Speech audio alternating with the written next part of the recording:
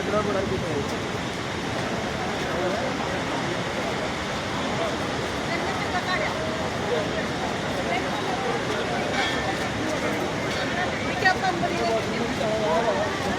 पापा कल खोजा कर अंदर जाओ कोई बात नहीं।